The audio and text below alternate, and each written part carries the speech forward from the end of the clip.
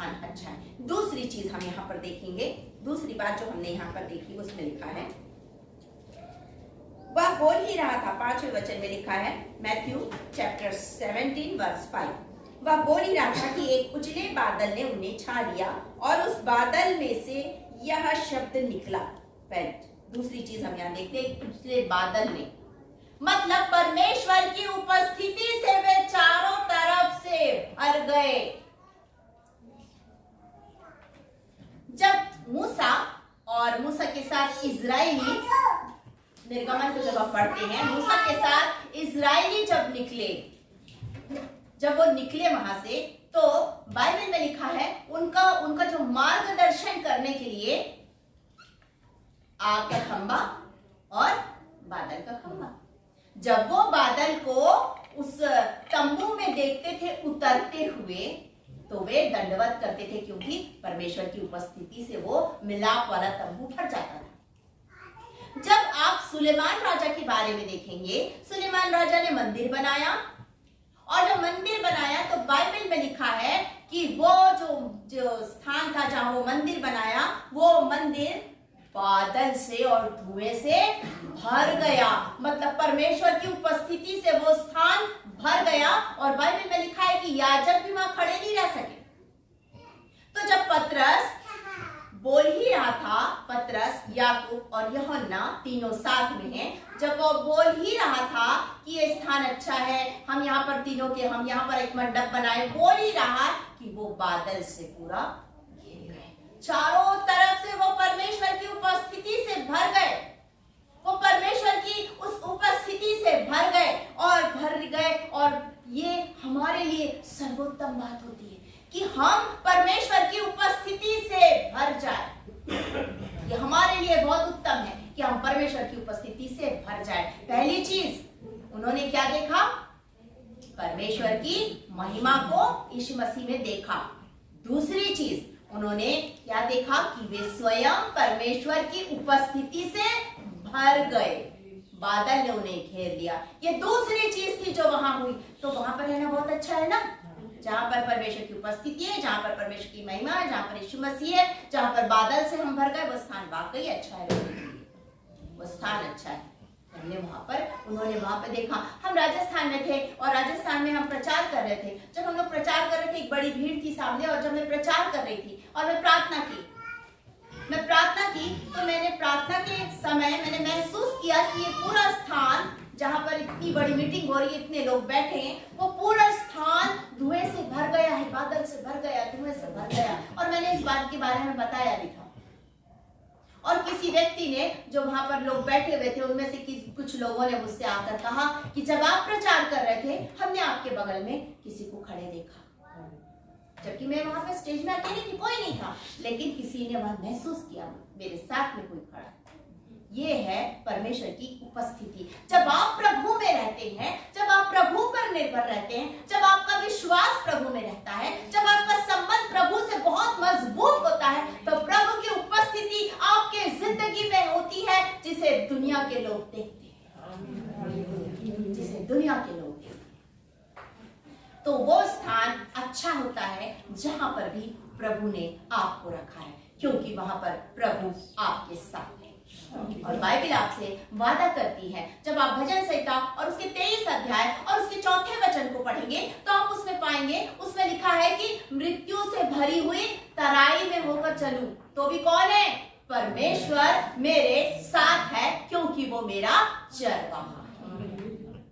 तो आप किसी भी अंधकार में, दुख में, तकलीफ में कहीं भी चलो, परमेश्वर आपके साथ है। वो आपको कभी नहीं छोड़ता है, वो हमेशा आपके साथ रहता है। चाहे आप बीमारी की अवस्था में हो, चाहे आप बीमारी की अवस्था में हो, परमेश्वर आपको कभी नहीं छोड़ेगा। ये उसका वादा है कि वो आपको कभी नहीं छोड़ेगा, वो आपको कभी नहीं त्यागेगा। ये उसका वादा है, ये मैं नहीं कहती, इसने वादा किया है कि वो आपको कभी नहीं छोड़ेगा, वो आपको कभी नहीं त्यागेगा, वो हमेशा आपके साथ रहेगा, बशर्ते आप उस पर विश्वास करें और उसके साथ चलें, तो वो आपके साथ चलेगा। तीसरी चीज जो यहाँ पर हम देखते हैं, उस बादल में से वह शब्द निकला, यह मेरा प्रिय पुत्र है जिससे मैं प्रसन्न हूं, इसकी सुनो। पहली चीज, उन्होंने परमेश्वर की महिमा को यीशु मसीह में देखा। दूसरी चीज, वो स्वयं परमेश्वर की उपस्थिति से भर गए। चारों तरफ से बादल ने उन्हें भर दिया और वो परमेश्वर की उपस्थिति से भर गए। तीसरी चीज, उन्होंने परमेश्वर की आवाज को सुना। उन्होंने परमेश्वर की आवाज को सुना। परमेश्वर ने उन्हें आवाज, उनसे बातचीत की, उनसे कहा ये मेरा प्रिय पुत्र है, इसकी सुनो। उन्होंने परमेश्वर की आवाज को सुना। वो स्थान सच में बहुत सर्वोत्तम है जहां पर परमेश्वर की उपस्थिति है, जहां पर परमेश्वर ने आपको रखा है। आप उस स्थान को बहुत अच्छा बना सकते हैं। जब आप घुटनों का जीवन जिएंगे, वो स्थान बहुत उत्तम बन जाएगा। जब आप प्रार्थना योद्धा बनकर जिएंगे, वो स्थान बहुत अच्छा हो जाएगा। जब आप परमेश्वर के वचन को सुनने वाले ही नहीं परंतु उसको मानने वाले और उस पर चलने वाले बनेंगे, वो स्थान बहुत अच्छा हो जाएगा। वो स्थान बहुत अच्छा हो जाएगा। आज परमेश्वर चाहता है आपके जीवन में भी कि आप जहां रहते उस स्थान को आप अच्छा बना लीजिए। इसके लिए आपको परमेश्वर से उसकी नजरें मांगनी होगी, उसकी आंखें मांगनी होगी। आपको परमेश्वर से उसकी आंखें मांगनी होगी। परमेश्वर से मांगना होगा कि मेरे कान को खोल दे कि मैं तेरी आवाज को सुन सकूं। परमेश्वर से मांगना होगा आपको, तभी वो स्थान अच्छा होगा कि आप उसकी उपस्थिति से भरे रहे। उसे बोलना होगा कि प्रभु निरंतर मेरे साथ रहे, मेरे साथ उठ बैठ, मेरे साथ चलती, मेरे साथ हर पल समय रहे। आपको ये बोलना होगा परमेश्वर से, तभी वो स्थान अच्छा होगा। आपके जिंदगी में प्रभु आना चाहता है, आपके जीवन में वो काम करना चाहता है, आपको वो एक उत्तम स्थान में रखना चाहता है, ताकि आप भी ये कह सके जैसा पतरस ने कहा, आप भी इस बात को कह सके, हे प्रभु हमारा यहाँ रहना अच्छा है, हमारा यहाँ रहना अच्छा है। कभी कभी हम सोचते हैं कि हम इस देश में क्यों पैदा हुए, काश हम किसी और देश में पैदा होते, काश हम अमेरिका में पैदा होते। क्या बदल जाता? सिर्फ नाम बदल जाता, लेकिन व्यक्तित्व तो वही रहता। आज मेरा नाम अगर मंजूषा है और अगर मैं फॉरेन में पैदा होती तो हो सकता है मेरा नाम कुछ और होता, मार्गरेट होता, मार्था होता, मरियम होता, कुछ भी होता। आज मैं साड़ी पहनती हूँ, सूट पहनती हूँ, हो सकता वहां रह के स्कर्ट ब्लाउज पहनती, पैंट शर्ट पहन लेती, तो क्या मेरा व्यक्तित्व बदल जाता? नहीं, व्यक्तित्व नहीं बदलता, लेकिन जिस कार्य के लिए परमेश्वर ने मुझे इस देश में रखा है वो कार्य बदल जाता है। आज परमेश्वर को आप धन्यवाद दीजिए कि आपको परमेश्वर ने अन्य जातियों के देश में अपनी महिमा बनाकर रखा है। परमेश्वर को धन्यवाद दीजिए कि परमेश्वर ने आपको यहाँ रखा है कि आप अपने भले कामों के द्वारा उसके उजियाले को चारों ओर फैला सकें। आज परमेश्वर ने इस जगह में इस कलीसिया भवन को रखा है किसी उद्देश्य से कि इस पूरे स्ट्रीट के लोग, इस पूरे सेक्टर के लोग, इस पूरे शहर के लोग इस कलीसिया के द्वारा, इस कलीसिया के लोगों के द्वारा आशीषित हो जाए, बंधनों से छुटकारा पा ले। इसलिए परमेश्वर ने आपको, तो जिस भी वजह से आप यहाँ हैं उसे प्रभु से मांगिए और इस स्थान को अच्छा स्थान बना लीजिए और कहिए मेरा यहाँ रहना अच्छा है। अच्छा है अगर मैं यहाँ रहती हूँ, अच्छा है अगर मैं यहाँ रहता हूँ, अच्छा है अगर मैं यहाँ जॉब करता हूँ या करती हूँ, क्योंकि परमेश्वर ने आपको एक उद्देश्य से इस जगह में रखा है। यूसुफ एक उद्देश्य से गुलामी में गया, जेल में, बंदी गृह में गया, एक उद्देश्य था अपने लोगों को बचाने का, उस उद्देश्य से वो गया। आज उसी के कारण, ये उसी की योजना थी, ये उसी की योजना थी कि गोदाम बनाया जाए और अनाज वहां पर जमा किया जाए। आज भी ये योजना होती है ना पूरी, सारे के सारे लोग राशन को लेके जाते हैं ना एफसीआई के गोदाम में, जाके जमा होता है ना पूरे शहर का राशन। ये कौन बनाया ये गोदाम? यूसुफ ने जो शुरू किया आज तक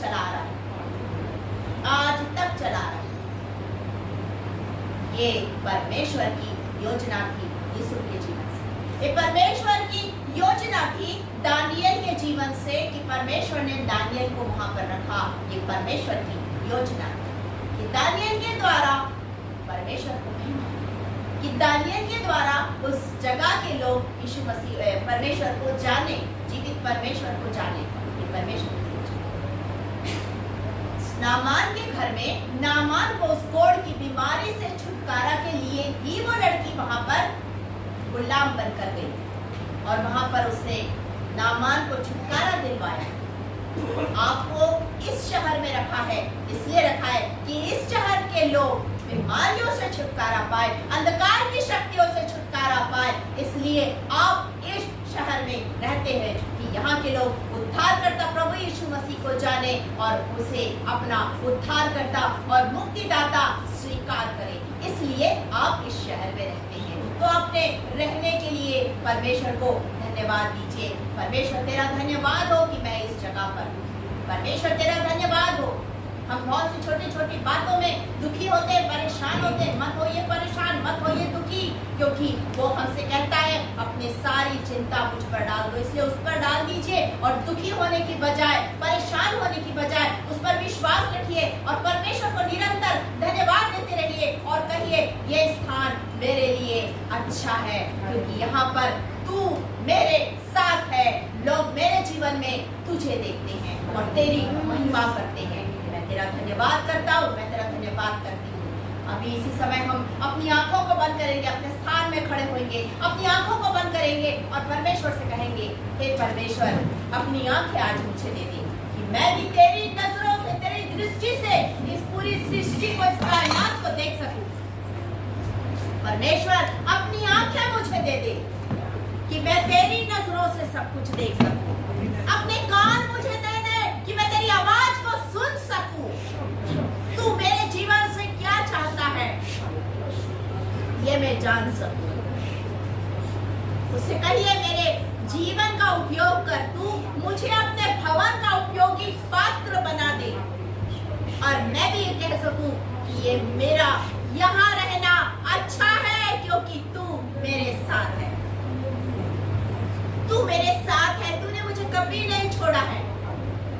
मेरे इस दिल में आ जा, मेरे इस घर में आ जा, मेरे जिंदगी में आ जा प्रभु, और इसे तू अच्छा बना ले, इसे तू अच्छा बना ले कि इसका उपयोग कर सके, ऐसा अच्छा बना ले। हालेलुया। अपनी आंखों को बंद करके मांगिए परमेश्वर से। यदि आप किसी तकलीफ में हैं, यदि आप किसी बीमारी में हैं, उससे कहिए ये बीमारी की आत्मा मेरे शरीर से निकलने पाए। मेरे जीवन में तू आ जा, मुझे शुद्ध और पवित्र कर दे। आज वो आपको छू रहा है, उसकी उपस्थिति है यहाँ पर। महसूस कीजिए उसकी उपस्थिति को, उसके उस सामर्थ्य स्पर्श को महसूस कीजिए,